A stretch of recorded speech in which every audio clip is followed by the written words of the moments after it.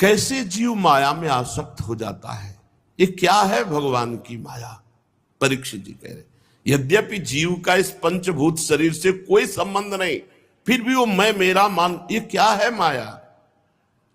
ये क्या बात है प्रभु कि जो जीव है वो परमात्मा स्वरूप है, निर्विकार है, फिर भी वो विकार को प्राप्त हो रहा है।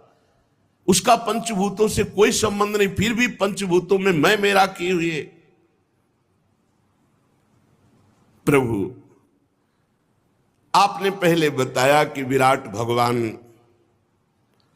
से ही लोकों की रचना हुई और लोकपालों की रचना हुई। अब हम आपसे प्रश्न करते हैं कि महाकल्प और उनके अंतर्गत अवांतर कल्प कितने हैं? भूत भविष्य वर्तमान काल का अनुमान कैसे किया जाता है?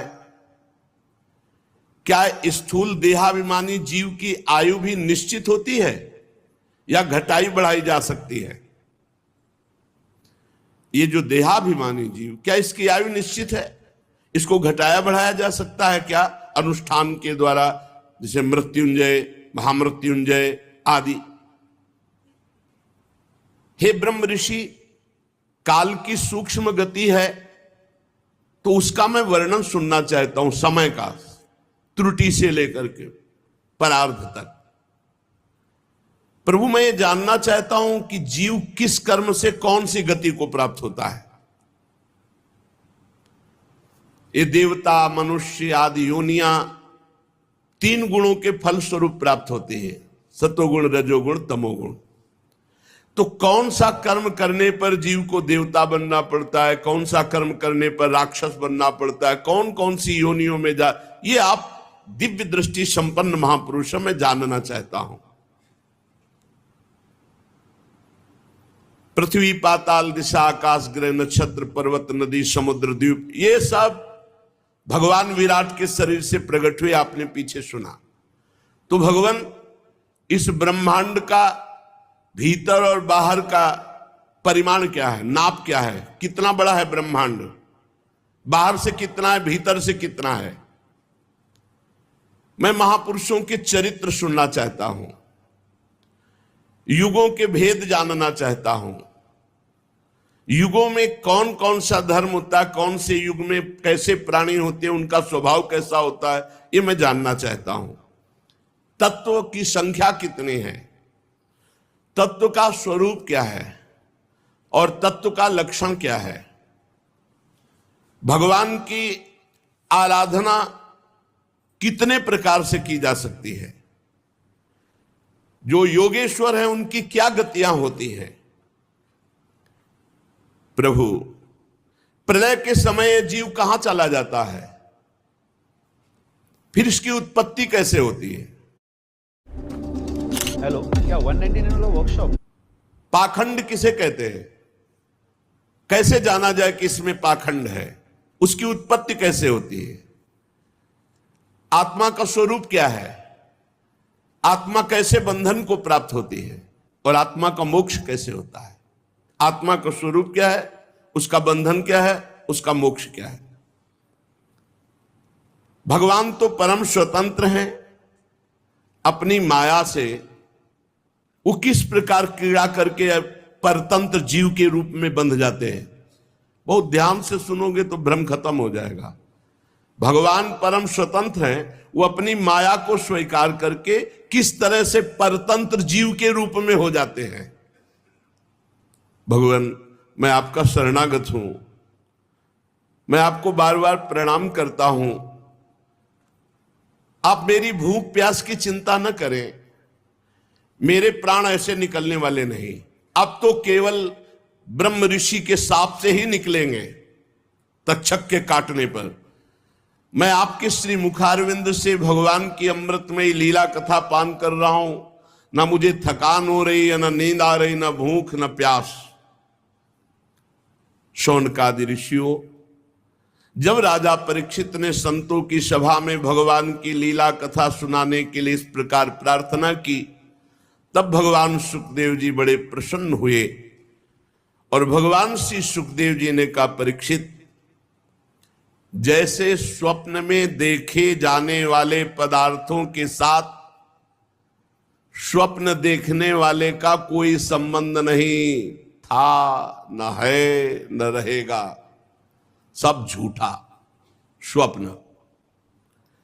ठीक ऐसे ही जागृत अवस्था में ये देह के संबंधी भोग और देह के रिश्ते नाते ना थे, ना रहेंगे और ना है वर्तमान में। केवल अज्ञान के कारण जैसे स्वप्न देखता हुआ पुरुष अच्छा या बुरा, दुख या सुख का अनुभव करता है, जगह तो कुछ नहीं, ऐसे ही जब ज्ञान होगा तो ये सब कुछ नहीं है।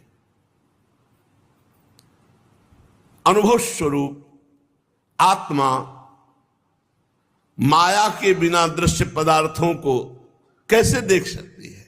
ये माया का स्वरूप हुआ कि मैं अपने स्वरूप को भूलकर देह भाव से और ये सब रिश्ते नाते भोग आदि में फंस गया। यह मैं हूं, यह मेरा है, वो ऐसा मानने लगा। जब ये गुणों से क्षुब्ध होकर मोह उत्पन्न करने वाली माया के अधीन हो गया और मोह से युक्त होकर माया में रमण करने लगा, तब वह आत्मा मैं और मेरा में फंस करके दुर्गति को प्राप्त हो गया। यद्यपि वह अविनाशी, अमल, चैतन्य घन, आनंद स्वरूप, वह कौन? तत्त्वमसि, त्वम असि, तुम ही हो। जिसे वह कह के संबोधन किया जा रहा है वो तत्व माने वह जिसे तुम, त्वम असि, तुम ही हो, तत्त्वमसि। तुम अपने को भूल गए हो और देह भाव में आ गए हो। भगवान ब्रह्मा जी जब प्रकट हुए तो उनको भी ज्ञान नहीं था। आदि गुरु तीनों लोकों के जब कमल पर बैठे तो कोई ज्ञान उनके अंदर नहीं था। बिल्कुल ध्यान से सुनो, ना सृष्टि प्रकट करने का, ना मैं ना तू, कोई ज्ञान नहीं। तब उन्होंने ज्ञान दृष्टि प्राप्त कर, मैं कौन हूं, ये कमल कौन है, मेरा उद्देश्य क्या है, मेरा कर्तव्य क्या है, इस प्रकार उनके अंदर चिंतन प्रारंभ हुआ। ये ज्ञान की प्रथम भूमिका है। जब प्रश्न उदय होता है, मैं कौन हूं, मेरा कर्तव्य क्या है, ये जगत क्या है, ये संबंध क्या है, यहीं से मार्ग निकलता है, यहीं से भगवत मार्ग प्रकट होता है। मेरा कौन है, मेरा उद्देश्य क्या है। मेरे जितने कहने वाले तो सब मरण धर्मा है, फिर मेरा कौन है, मैं किस लिए आया हूं इस मृत्यु लोक में। ये जब किसी की परमार्थ यात्रा प्रारंभ होती तो इन्हीं प्रश्नों से होती है। ब्रह्मा जी के अंदर ये प्रश्न उत्पन्न हुए। उसी समय महान समुद्र से एक आवाज आई। व्यंजन का 16वां अक्षर और 21वां अक्षर, ता प त प, 3 बार, तप करो, तप करो, तप करो। ब्रह्मा जी ने वक्ता को चारों ओर देखने के लिए ऐसे किया तो 4 मुख हो गए। कहां से आवाज आई?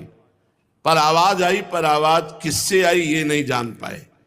पर उन्होंने कहा कि मुझे आज्ञा हुई है कि तप करो, इसलिए मैं अपने मन को तपस्या में लगाता हूं। ब्रह्मा जी त्रिभुवन के सबसे बड़े तपस्वी हैं, प्रथम तपस्वी हैं।